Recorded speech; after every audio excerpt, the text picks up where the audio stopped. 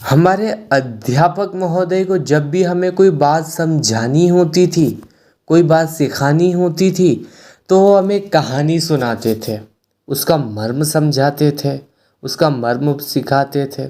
और महोदय जो हमें बताना चाहते थे, जो हमें समझाना चाहते थे, वो हमें स्वतः ही समझ आ जाता था। यही हमारे प्राचीन भारतीय इतिहास में भी अगर हम देखें तो हम पाएंगे कि कहानियों के माध्यम से, पौराणिक कथाओं के माध्यम से आदि इन सबको सुनाकर मनुष्य की बड़ी से बड़ी उलझन को, बड़ी सी बड़ी समस्याओं को आसानी से सुलझा दिया जाता था। उनकी जिज्ञासाओं का शमन कर दिया जाता था। पंचतंत्र भी इसी का उदाहरण है। ठीक उसी प्रकार मैं आपको प्रथम अध्याय में बताना चाहता हूँ, उसका आरंभ भी हम एक कहानी के माध्यम से ही करेंगे। मुझे पूरा विश्वास है कि इस कहानी को सुनकर आप इसका सार समझेंगे और आप यह जान पाएंगे कि आपके विद्यार्थी जीवन की सबसे बड़ी बाधा क्या है और इससे हमें कैसे छुटकारा पाना है, और आखिर क्यों मैंने पहले ही अध्याय का इतना ऐसा नाम रखा कि आप विद्यार्थी ही नहीं हैं। इस कहानी की महत्वता इससे और अधिक बढ़ जाती है कि इस कहानी को हमारे आदरणीय प्रधानमंत्री जी के कार्यक्रम शिक्षा पर चर्चा, जिसमें हमारे प्रधानमंत्री जी स्वयं छात्र छात्राओं के साथ शिक्षा पर चर्चा करते हैं, उनके प्रश्नों का उत्तर देते हैं एवं अपने अनुभव साझा करते हैं। इस कहानी को उस कार्यक्रम में भी सुनाया गया था। तो ये कहानी कुछ इस प्रकार है। दो विद्यार्थी थे, एक करण, दूसरी किरण। दोनों पढ़ाई में अच्छे थे, दोनों को शिक्षक ही बनना था। दोनों अध्यापक के प्रिय थे, दोनों प्रतिदिन वाद विवाद करते थे। एक दिन दोनों को जानना था कि हम दोनों में कौन श्रेष्ठ है। वह उत्तर की आकांक्षा लिए अपने महोदय, अध्यापक महोदय के पास गए और बोले कि महोदय आप ही बताइए कि हम दोनों में से कौन अधिक श्रेष्ठ है, कौन अधिक प्रतिभावान विद्यार्थी है। अध्यापक महोदय ने दोनों विद्यार्थियों की बात सुनी, समझी और उन दोनों को एक ही काम दिया अलग अलग दिनों में। दोनों के पास काम था कि अपने स्कूल के सामने जो मटके बनाने वाला कुम्हार है, उसको लिखना नहीं आता, तुम्हें उसको लिखना सिखा कर दिखाना होगा। पहले हफ्ते करण गया और उसने खूब प्रयास किया। आखिरी दिन महोदय के पास आया और निराशा भरे स्वर में बोला, अध्यापक जी वह तो अनपढ़ है, उसे तो कुछ भी समझ नहीं आता। मैंने उसे खूब सिखाया, उसे समझ ही नहीं आता महोदय। उसके लिए तो काला अक्षर भैंस बराबर है। महोदय ने उससे फिर पूछा, इसके अलावा और क्या हुआ करण? करण ने उत्तर दिया, बस महोदय और कुछ भी नहीं हुआ, मैं उसको सिखा ही नहीं पाया। फिर अगले हफ्ते महोदय ने किरण को भेजा और उसने भी कुम्हार को लिखना सिखाने के लिए जी तोड़ कोशिश की। समय पूरा होने पर वह आई, उसने भी महोदय को यही उत्तर दिया कि अध्यापक जी मैंने भी खूब कोशिश की पर मैं उसे लिखना नहीं सिखा पाई। महोदय ने हामी भरते हुए किरण से भी वही प्रश्न किया जो कि करण से किया, इसके अलावा और क्या हुआ? तो किरण ने उत्सुकता के साथ उत्तर दिया, महोदय मैं कुम्हार को लिखना तो नहीं सिखा पाई, मगर इतने दिनों कुम्हार के पास बैठने से, उसको देखने से मैं वो मटके ज़रूर बनाना सीख गई हूँ। अध्यापक जी ने किरण की पीठ थपथपाई, शुभकामना दी और बोला, शाबाश किरण बेटा तुम श्रेष्ठ विद्यार्थी हो। और करण को बोला, समझे करण बेटा, न तुम न किरण ही कुम्हार को लिखना सिखा पाए, परंतु तुम इससे निराश हो गए, हार मान गए और तुमने अपनी विफलता से कुछ सीखा भी नहीं। वहीं किरण ने अपनी विफलता के बाद भी कुछ नया सीखा और जीवन के लिए कला एवं कुछ नया सीख कर आ गई।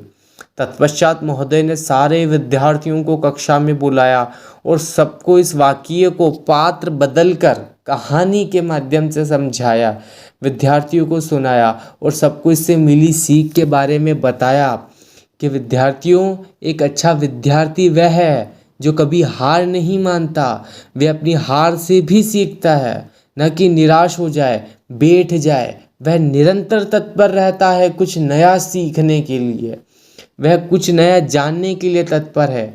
फिर महोदय ने बोला, असल में यही विद्यार्थी होने का लक्षण है और सफलता पाने की पहली सीढ़ी भी यही है। डटे रहें, निरंतरता रखें और आगे बढ़ते रहें। महोदय दूसरी कक्षा में चले गए और हम सबको अपने जीवन के आने वाली समस्याओं से बहुत बड़ी सीख दे गए, हम जो कि हमारे जीवन के लिए बहुत महत्वपूर्ण थी।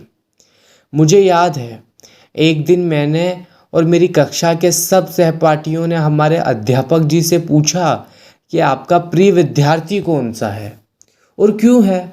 महोदय धीमे से मुस्कुराए और हमें टालते हुए जवाब दिया कि सारे विद्यार्थी ही प्रिय हैं। फिर दोबारा हम सब विद्यार्थियों के जोर देने पर उन्होंने बताया एक ऐसे विद्यार्थी का नाम कि जिसकी अपेक्षा किसी को न थी। महोदय उसका नाम लेंगे और पढ़ाई में सामान्य स्तर का ही था। हम सब आश्चर्यचकित होकर एक नज़र विद्यार्थी की ओर देखते, दूसरी नज़र महोदय की तरफ देखते, ये जानने की आशा में कि महोदय कुछ बताएं। तब उन्हें हमारे मन में चल रहे विचार का समाधान करने हेतु महोदय बोले, बेटा मैं जानता हूँ जो तुम्हारे मन में चल रहा है। मैं जानता हूँ कि तुम सबको इस बालक के नाम की अपेक्षा नहीं थी क्योंकि ये तुमसे थोड़ा कम जानता है, पर महत्वपूर्ण यह है कि ये और अधिक जानना चाहता है। यह हमेशा प्रश्न करता है एवं उत्तर पाने के लिए उत्सुक रहता है, निरंतर कुछ नया सीखने के लिए तत्पर रहता है। यही विद्यार्थी होने के लक्षण है। जैसा सबसे अच्छे विद्यार्थी का उदाहरण होते हैं छोटे छोटे बच्चे, वह हमेशा कुछ न कुछ सवाल करते ही रहते हैं, कुछ ना कुछ जानना ही चाहते हैं, वे छोटे मोटे प्रश्न करते ही रहते हैं।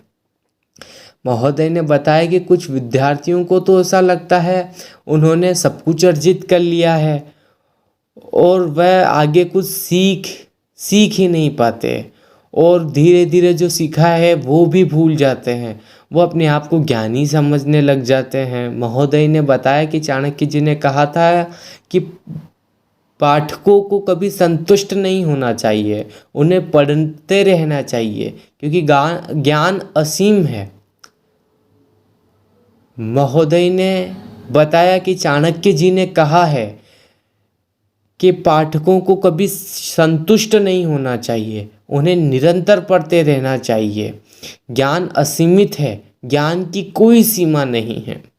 महोदय ने एक और नया उदाहरण देते हुए कहा कि हमारे देश के इतने बड़े ज्ञाता महात्मा आदरणीय श्री रविन्द्रनाथ जी टैगोर जी ने कहा था, ज्ञान का समुद्र अति विशाल है और मेरा पात्र बहुत छोटा है, मैं कितना कम जान पाया हूँ अपने इस जीवन में। महोदय ने कहा, समझे बेटा, देखो इतने महान लोग भी निरंतर जानने के लिए उत्सुक रहते हैं बिना किसी अभिमान के।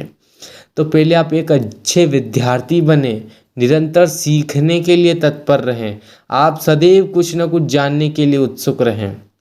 रुका हुआ तो पानी भी बेकार हो जाता है, रुका हुआ तो पानी भी बेकार हो जाता है, चलता हुआ पानी अपना मुकाम पा लेता है, अपनी मंजिल को पा लेता है।